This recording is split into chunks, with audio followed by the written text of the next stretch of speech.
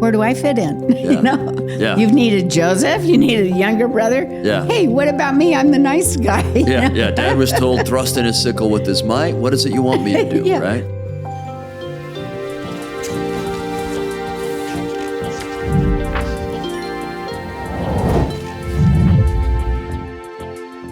Hello, and welcome to the Scriptures Are Real podcast. This is the podcast where we talk about things in the Scriptures that have made them become real to us because we think that helps us draw more power out of them, and we need all the help we can get.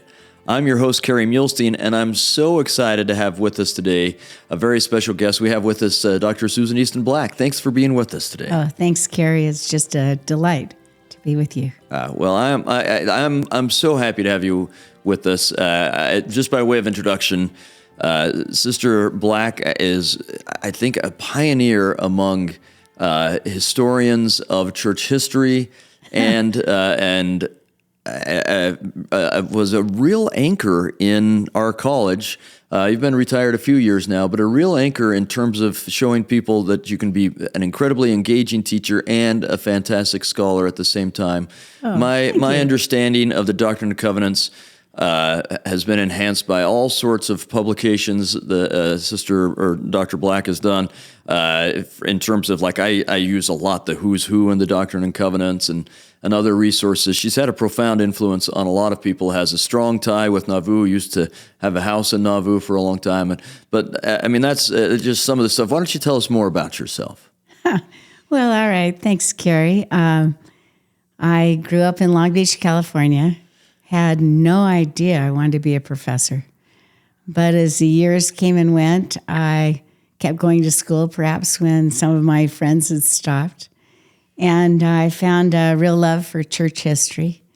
I was first hired at BYU in 1976 by now Elder Jeffrey R. Holland. And that made me the first woman to teach religion. If you were to think every man was happy to see me, think again. Yeah. That's another way that you were a pioneer. And so I don't know, there were a dozen plus years where I'm going, where is there another woman that's going to be a teacher? But if you were to say, how do I feel about being a teacher and having done it for so many years? Oh, I love the students. I think what I miss most in retirement is the students. There's such a high when you're teaching the gospel and truths, and you see the students get this gestalt, they've got what you're talking about. And then when you're teaching a subject that you know is true and ever expanding and eternal, what could be better? Yeah. So after I retired, I served 4 missions, and including with Come Follow Me, helping with that. And then after that, you know how some people retire and they can say goodbye to their careers? I've just never been able to. So I still have secretaries. I still crank it out, still publish, and actually love what I do. Wonderful. In fact, it might be worth, hang on, might be just worth highlighting these, especially for today's topic. This is a new book that's just come out, right? That one, The Other Martyr, came out in 2020, and it's a Covenant publication. Good, yeah. So this is on Hyrum Smith. Who we'll be talking about today, I assume. We will. Yeah, and I'm looking forward to that. And then this book, this is a series that Covenant has been doing, inspirations and insights from the Doctrine and Covenants. They did one, I think Jack Welch did one on Book of Mormon. Yeah, Jack Welch, Book of Mormon. I have to submit later today the Old Testament version of this. Great. So I have a couple changes to make, but this is a fantastic one for you to get this year. And we'll just say, actually, I hadn't thought of this, but it's perfect if our audience uses the code KERRY2025, so that's KERRY 2025 on SiegelBook.com. They can get a 15% discount on any church history or Doctrine and Covenants titles. I would assume these would apply. So you could go online to SiegelBook.com and get these books and be blessed by them. So. Thank you. Mm-hmm. Well, there's so much to cover. We only have 2 sections, which it's hard to say only with any sections in the Doctrine and Covenants. Right. Because there's so much material. We could spend hours on just half of one of these sections. We won't try and do that. So why don't we'll just go wherever you'd like to go. Where would you like to take us? Okay, well, I think I'll start with section 10. Great. It's about Martin Harris. Years ago, my colleague, the just consummate historian, Larry Porter, and I wrote a book that's no doubt somebody's doorstop at this point, but on Martin Harris. So when you say we could start and do hours on Martin, I go, that's for sure. But I thought we'd focus on the lost manuscript. Great. Because basically that's section 10, right? Yeah. So we know that Martin Harris had arranged his affairs there in the Palmyra area so that he could be with Joseph in Harmony, Pennsylvania on April 12th, 1828 is when he takes off. Now he's got to make it 130 miles. And so 130 miles perhaps by April 15th. If he's fast with that wagon, he's made it in Harmony, and he now commences being the writer while Joseph translates the book of Lehi. We know that by June 14th, 1828, he's finished. And we always talk about the 116 pages. And recall that Martin has asked Joseph not just once, but twice, and now a third time, by this point, if he could take the pages back to Palmyra and to show basically his family. Well, finally, after 3 times, it is agreed now that Martin can show 5 people. And it's interesting, they are all family members. Yeah. It's not the neighbor down the street, the businessman, the doctor. And you'd say, so who could Martin show? He could show his wife, Lucy, who, by the way, was Martin's first cousin. I don't know if any of your audience are interested in marrying their first cousin, but but Martin sure did. That's interesting. And she's a real player in this whole story because she was first interested in supporting Joseph, and then when she couldn't see the place, she became very antagonistic, and the tension between Martin and Lucy over this issue is very real, and that's part of the reasoning for this whole thing. Good comment. In fact, Lucy then gives the first $28 to publish the Book of Mormon. So you do get her as a supporter.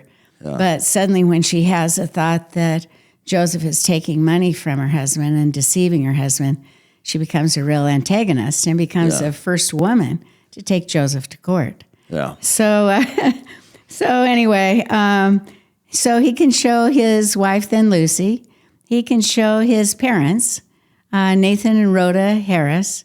He can show his brother Preserve It. I don't have a brother named Preserve It. Do you, Kerry? No, but I think some of my brothers would like to be better preserved. Yeah, okay. And so then he could also show a woman that's living with them, who is the sister of Lucy, this Polly Cobb. So he's got 5 people, and I don't know, perhaps great excitement. Martin now heads towards Palmyra. So that's June 14th. By the 17th, we assume that he was there, and we also assume that soon thereafter, he's going to show the 5 people, but none of the 5 ever write, tell anybody that we can find that they saw the pages. Yeah. So it's still a question mark. Who did he really show? But we know I've traced Martin now. And, I said to my husband, maybe if you're a funner, I wouldn't have to be doing all this stuff. But I've traced Martin. What is he doing during those 3 weeks?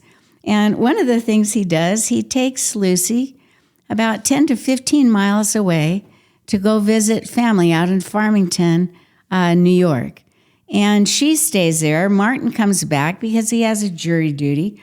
When he comes back, a particular friend stops by the house. And Martin's excited to tell him what he has. And then in his excitement, Martin breaks a covenant. And it was a written covenant that he had made with the prophet Joseph, that he would only show the 5 people. And Joseph Smith later writes, notwithstanding the great restrictions which he had been laid under in the solemnity of the covenant, which he had made with me, he did show them to others. And you're like, Martin, what are you thinking? Yeah. Do you not know the Lord's in heaven and he can see this? Well, okay, so time now passes. By July 3rd, so Martin has 3 weeks until July 7th that we know of. And by July 3rd, remember that Polly that he could show the pages to? Yeah. She's getting married. And then on July 4th, it's Independence Day. And if you were to take Palmyra and all the surrounding towns, even Rochester, nobody has bigger Independence Days than in Palmyra. So get Martin. He's involved in a wedding. He's involved in the Independence Day celebrations. He has an assignment in town. He is like a pathfinder, a fence viewer. And finally, here comes Joseph on July 7th. And imagine Martin's surprise. So when was it that we thought Martin may have first gotten back to Palmyra? What did you say, like around June 18th or something? June, probably 17th, 18th. Somewhere in there. So he's had him for a few weeks there. He's had him for a few weeks, and one of the places where he had placed them was the bureau of it that his wife had, like a special drawer that had a lock. Yeah. So suddenly, we're now on July 7th, and it's Mother Smith that now reports this adventures, and she reports it in the History of Joseph Smith. It's a little bit of a misnomer book at first, because basically it's about the life of Lucy. And by the way, now I'm going to talk about my son Joseph. Yeah. But by the time she gets to this part, we get Martin Harris has now learned that Joseph's in town, and he wants Martin to come to the house and to bring the manuscript. Well, Martin delays his coming. And you'd say, what is he doing? Well, he tells later he's ripping apart pillows. He's looking everywhere. He's going berserk. Where is it? Finally, the Smiths look outside. They can see Martin sitting on the fence. He's not coming inside. Finally, he comes inside. He sits down to eat. He has his fork in his hand. His hand begins to shake. And it's Hyrum Smith that speaks to him first and says, Martin, why do you not eat? Are you sick? And Martin is supposedly, according to Lucy, he presses his hands upon his temple. He cries with a deep anguish, oh, I have lost my soul, I have lost my soul. At which point Joseph, who's sitting at the same family table, he jumps to his feet and he asks, Martin, have you lost the manuscript? I mean, there's, hey, could it be something else? No, it's an immediate. And have you broken your oath and brought condemnation upon my head as well as your own? At which point Martin replies, yes, it is gone, and I know not where. Joseph says, oh my God, clenching his hands, all is lost, all is lost. What shall I do? I have sinned. And then he weeps, he groans, he walks the floor continually. So the question was, should Martin go back and search? Martin says, no, it's impossible. I've looked everywhere. I have no idea where it is. Well, we know that Joseph heads back to Harmony, Pennsylvania. He's got a story to tell Emma. Yeah. And who's been very ill and is recovering from a difficult childbirth where their child died and she nearly died. Yeah, where Alvin has died and very difficult for Emma. Yes, and both. And suddenly, Joseph, he's lost the right to translate. Yeah. Gold plates, Urim and Thummim. And suddenly he receives a revelation. It's a chastisement, just what you're hoping for, right? Yeah. You get the ability to receive a revelation back long enough for me to chastise you in that revelation. The nail is going in. Yeah. And notice that chastisement you're going to find in section 3. Yeah. So, okay. So Joseph is told that he has delivered up that which God has given thee, and the power to translate, thou hast delivered up that which was sacred into the hands of a wicked man. Yeah. Who's he talking about? He's talking about Martin Harris. He's talking about Martin Harris. Yeah. Who Martin has given him $50, as he heads out of town with the plates, try and keep him safe. Martin's actually bought him a coat, so he can look more legit. Martin thinks he should really look like some kind of preacher. He spent all that time away from his own farm helping Joseph translate. Yeah, and $50 is a lot of money at the time. If I remember correctly, Joseph buys his little farm when he does from his father-in-law for $200, I think. Yeah. So, I mean, that's a quarter of the cost of a farm, right? Right. And so with that, we're in Doctrine and Covenants, then 10. We know that, the chastisement is over. But the Lord's still talking about it. Yeah. In other words, can you imagine Father Lehi, how hard it is to write on plates? And you're like, can you believe it? This is the kid that's going to do it. Yeah, and this guy lost it all. Yeah. So, it's clear the Lord really wants him to learn this lesson. Oh, he wants the lesson learned, that's for sure. So notice what the prophet says, or what the Lord says to Joseph Smith. I'm in Doctrine and Covenants, section 10, 6 through 8, 10 through 13. Behold, they have sought to destroy you. Yea, even the man in whom you have trusted has sought to destroy you. Who are they talking about? Martin Harris. You're Martin, and yet he's going to become one of the three witnesses. Yeah. So, but this is harsh on Martin. This is hard, but if you were to say, what could I do and still get forgiven? I'm going, look at Martin, okay? Yeah, that's a good point. Okay. Yeah. And for this cause, I said that he was a wicked man, for he has sought to take away the things wherewith you have been entrusted, and he has sought to destroy your gift. And because you have delivered the writings into, basically, Martin's hand, behold, wicked men have taken them from you. So right away we get a clue. Where are the lost pages? First taken by wicked men. Yeah. As a woman, I really appreciate the issue.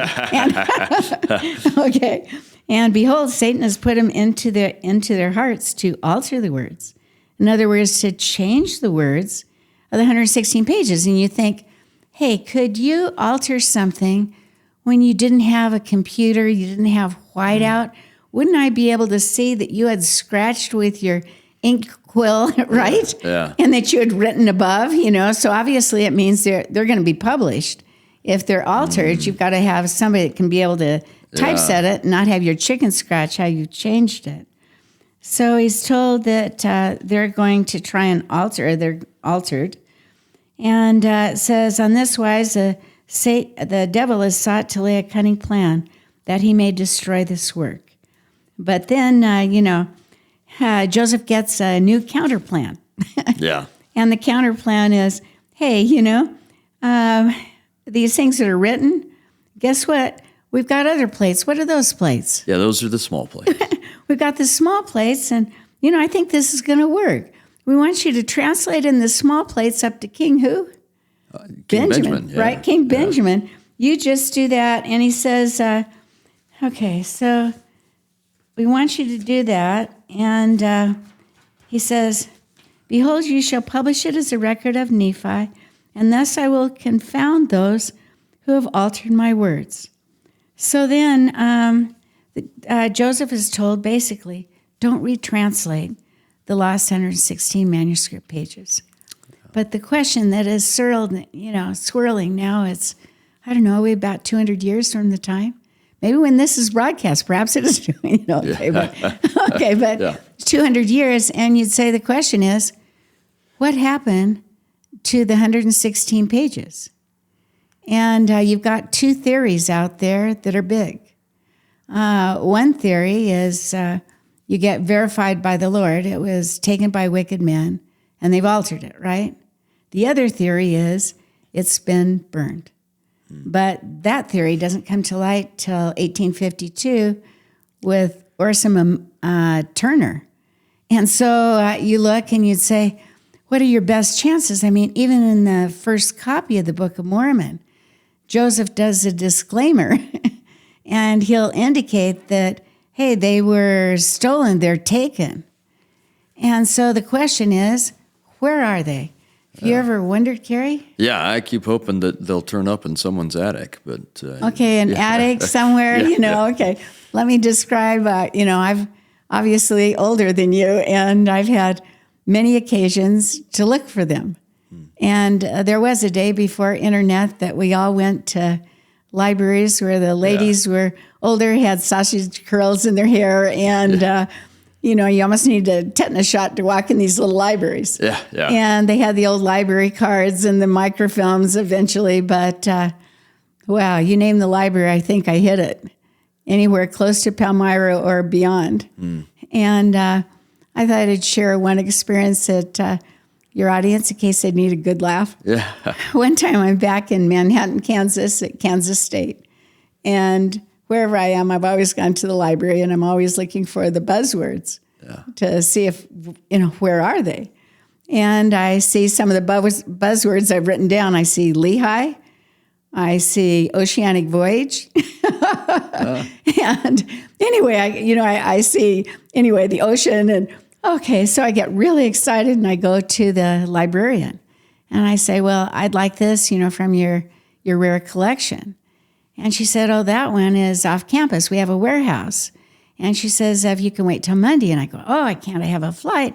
And, I'm trying to reach across going, come on, lady, I need this. And she goes, no. And eventually she says, well, I can send it interlibrary loan to BYU. Well, I go home. I just can hardly sleep, because I got this idea, this manuscript. And finally I get word that it is at the library.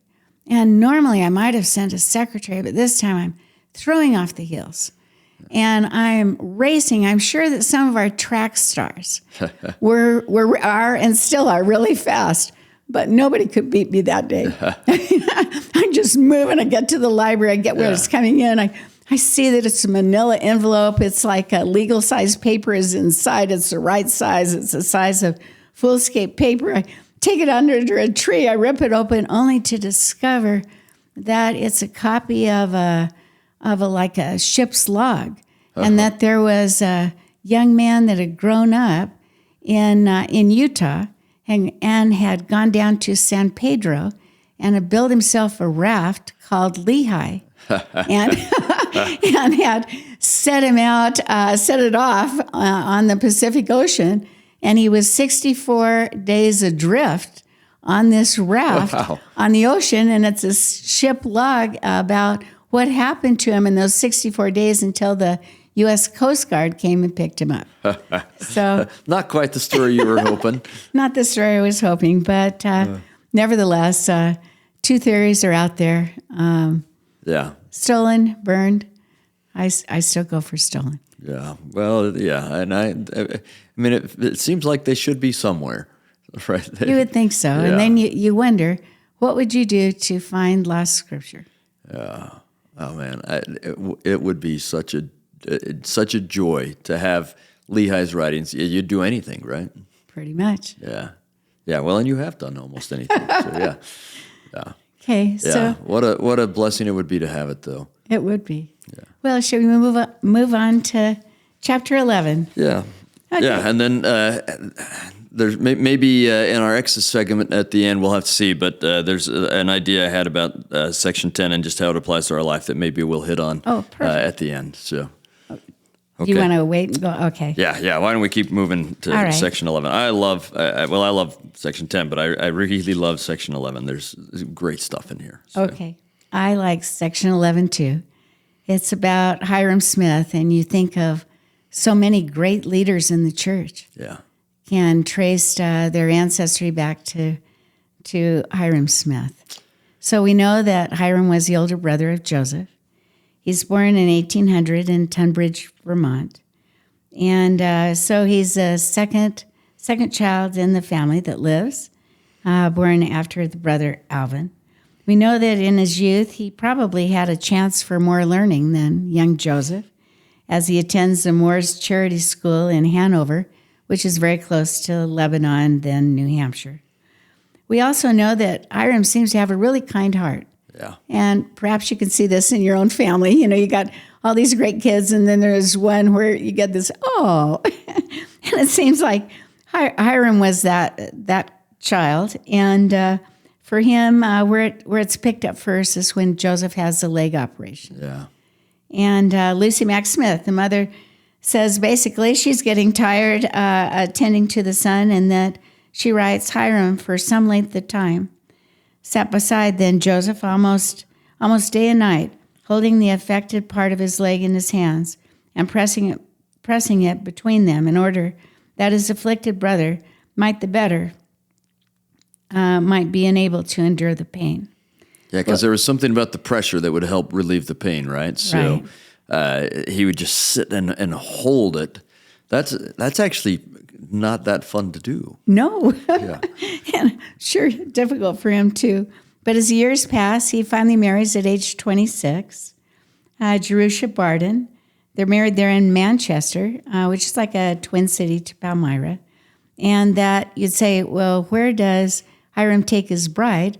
Remember that log cabin where Joseph Smith Sr., his family had lived, and from there Joseph goes into the woods, which we now call the Sacred Grove. And so he's right there on Stafford Road. And you'd say, by the time we're going to pick up Hyrum in section 11, he's a fairly prominent man in Palmyra. He's not, they didn't have a mayor then, but they had a supervisor. He's not the supervisor, this or that, but he has been a member of the most popular church in town, where you'd say the most well-to-do attended it. And it was the Palmyra Western Presbyterian Church, although not a strong attender. He attends it first and then gone.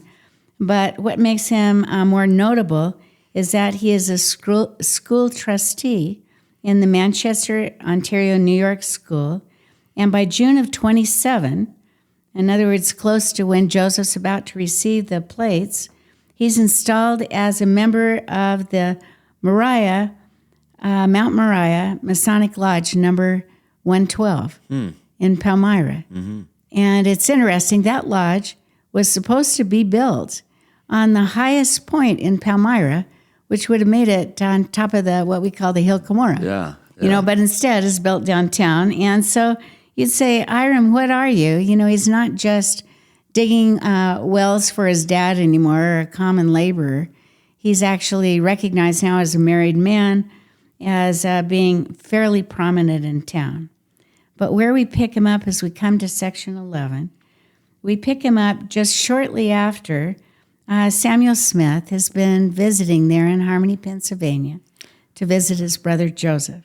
Yeah, in fact, he stays for a while to help work on the farm so that Oliver and Joseph can translate, right? Right. Yeah. Right. And so Samuel's there, and from what we know, Samuel Smith becomes the third person baptized in this dispensation. Yeah. But after he's baptized and work is done, right, Samuel will now return to his father's house. Mm-hmm. He's not married.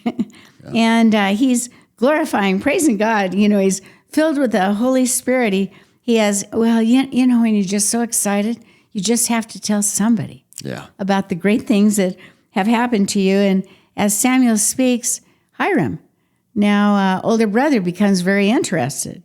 And not many days thereafter, so we're in May of 1829, or perhaps it's moved on to June by this point, that not many days thereafter, he now journeys to Harmony, Pennsylvania.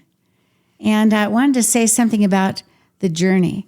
A lot of people think, hey, they just get on a horse and go. But more than not, they take a stagecoach. And how stagecoaches would go then, they go from one town and then stop. They had a route. It was like a circular route, like a Methodist circular preacher, circuit rider. And so they would go to one town, stop, and then go to the next, the back and forth. And the next stagecoach would pick them up and take them back and forth, and then the next one. And so to get to Harmony, Pennsylvania, you're probably going to transfer, maybe even 3 stagecoaches, 130 miles before you get there. And at this point, Hyrum now wants to hear from Joseph. Tell me about it. In other words, tell me about John the Baptist. You've got the priesthood. You have authority. And and maybe even just to kind of set the stage a little, at this point, Joseph and Lucy Sr., and Lucy have been down to visit. Joseph, like in February, Joseph Sr. has received a revelation for himself. His younger brother Samuel has been down there, has heard about this, been baptized. They're all having these experiences, and Hyrum is back at home kind of running the farm, telling people like Oliver Cowdery and others about the gospel, eventually partly private, that's later. But, he's kind of the steady, stable thing, but he's not had any of these kind of experiences that his father and brother have had. Right. Great point to bring up.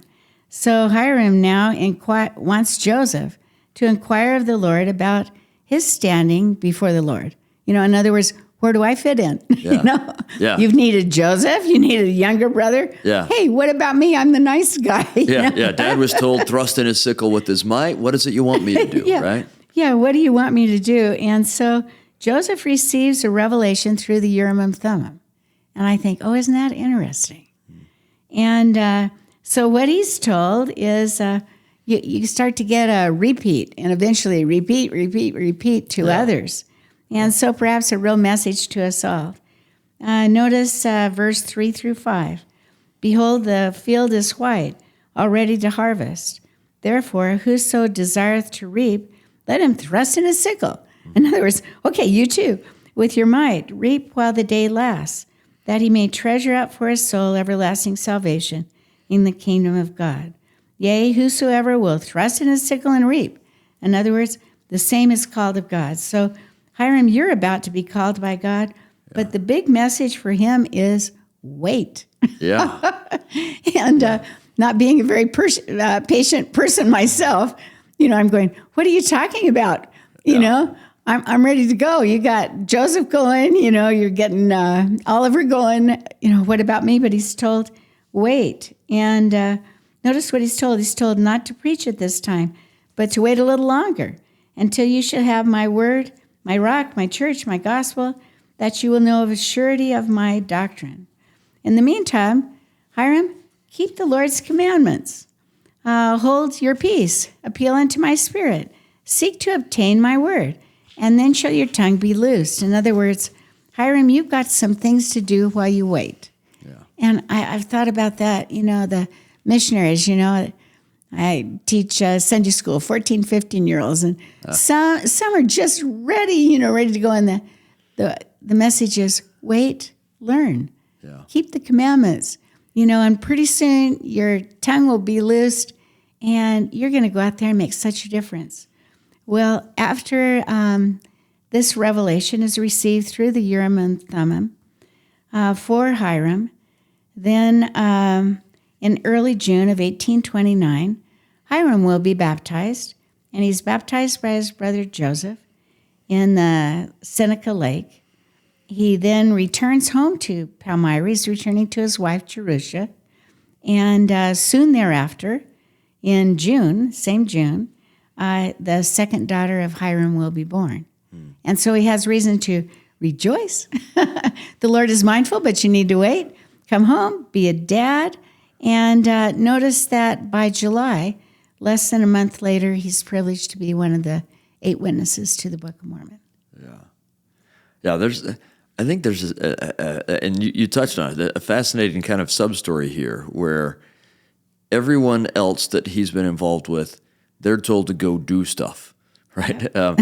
They go do this, go do that. Oliver, you're going to translate or be the scribe for translating. He wanted to translate, but be the scribe for translating. And Joseph Sr. It receives the exact same words, the thrust in your sickle with your might and everything, words. But he's not given the weight thing. And how interesting and possibly frustrating for Hyrum to say, okay, everyone else I say go, and that's where I stop, but with you I say go, except for first, wait.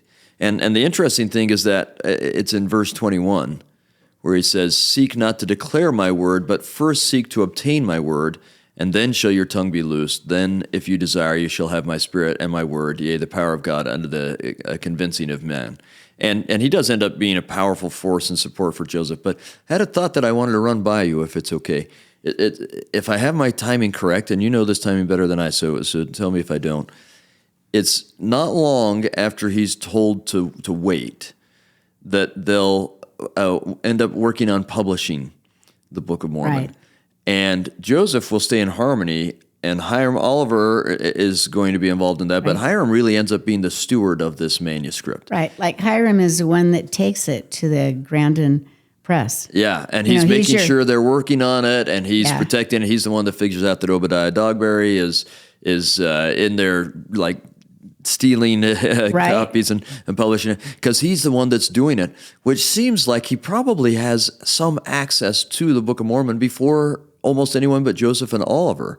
And so he has an opportunity. I mean, seek to obtain my word. I think he would immediately think, okay, I'll keep studying the Bible, which I'm sure he was already doing. Their family did that. Right. But he has this chance to look at the Book of Mormon, and I wonder if that's not, I mean, we don't know what he did, but I wonder if that's not maybe part of how he can obtain the word, and if that's not part of the effect that, or part of what affects him so that he becomes, I mean, he's like the most steady, solid supporter Joseph will ever have. He's there from the beginning to the very end, never wavering in his support of Joseph. Integrity, Yeah. just perfect. Yeah, and God mentions his integrity here. I wonder if he doesn't just obtain this amazing foundation while he's busy doing what Joseph has asked him to do, rather than going out and preaching and so on, and that builds a foundation for him. So I was wondering about that. I don't know if you have thoughts on that. I think you've got a really good thought. I can see Hyrum having the opportunity, as teachers we would all have loved. Yeah. Yeah. Yeah. Yeah. Anyway, yeah. It just Hyrum doesn't seem to be offended by this. You wait and obtain the word. He's the what did Joseph call him? No, that was Emma. He called unflappable. But I also think of that with Hyrum. He's the unruffled, unflappable brother. Yeah, he's your constant. Yeah, that just, okay, you want me to wait? I'll wait. Oh, you want me to bird dog publishing the Book of Mormon? Okay, I'll do that. Oh, you want to use my box? Okay, use my, yeah. He's just always doing whatever it is the Lord asks him, whether that's a prominent or a not prominent role. Right.